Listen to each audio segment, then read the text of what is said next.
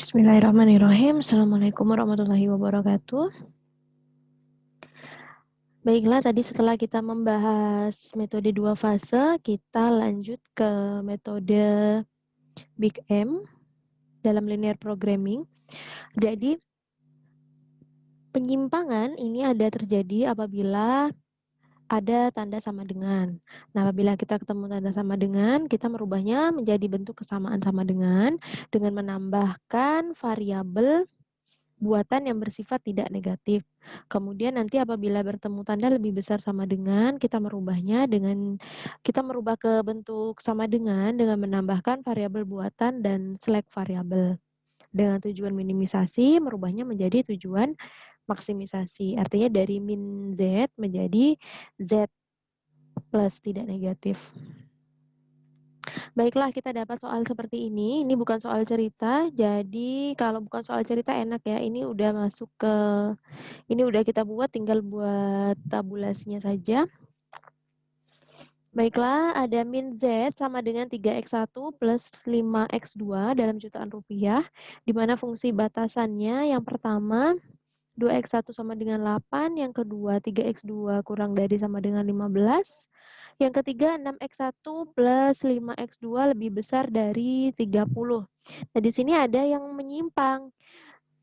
Ibu ingatkan, yang tidak menyimpang hanyalah yang tanda kurang dari sama dengan. Selain ini adalah menyimpang. Oke, yang nomor 1. Yang nomor 1, 2x1 sama dengan 8. Cara mengubahnya tadi sudah dijelaskan di awal bahwa hanya menambah satu variabel buatan yang bersifat tidak negatif.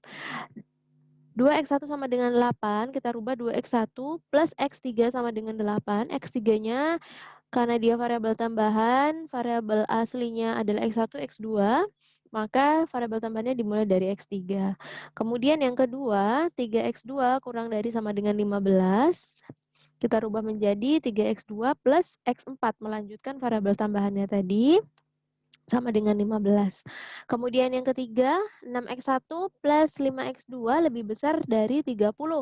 Nah, cara merubahnya ke tanda sama dengan yaitu 6x1 plus 5x2 dikurangi dulu sama variabel tambahannya, kemudian ditambah menambah variabel buatan dan select variabel. Jadi variabel buatannya adalah minus x5 ditambah x6. Seperti itu.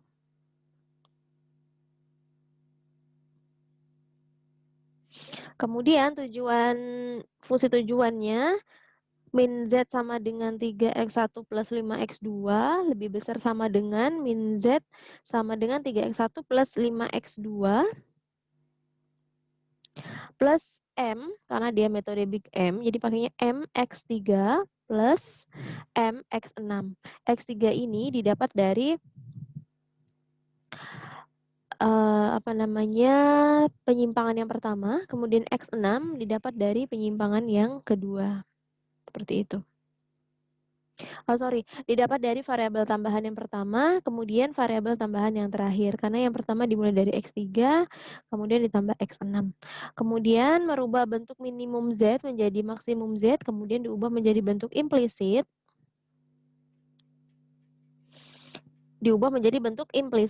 Dari eksplisit berubah menjadi implisit. Implisit artinya sama dengan 0. Awalnya yang min 3x1, maksimum minimum Z, 3x1 dikurang 5x2 dikurang mx3 dikurang mx6.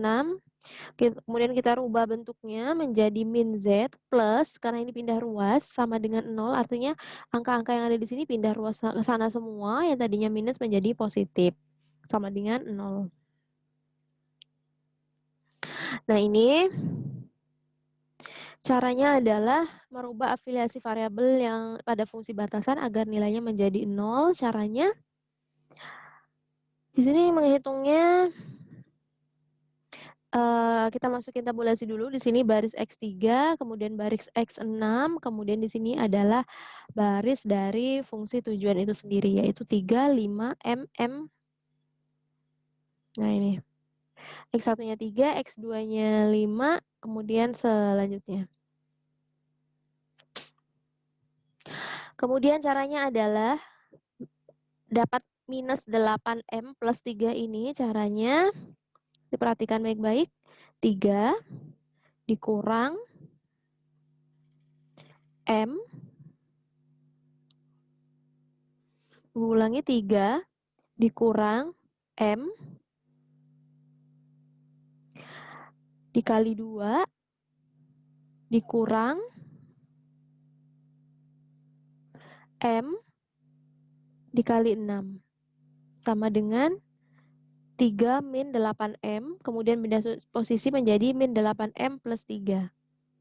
Oke, ulangi 3 dikurang M, 3 dikurang M dikali 2, dikurangi dikurangi M,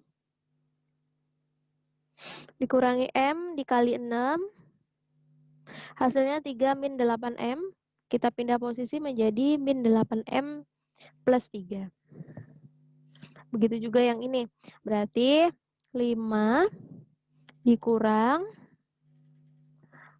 M dikali 2 dikurang M dikali 5.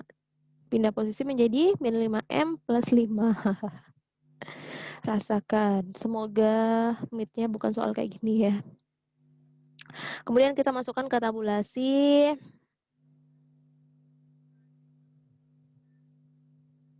Udah selesai. Ini sebenarnya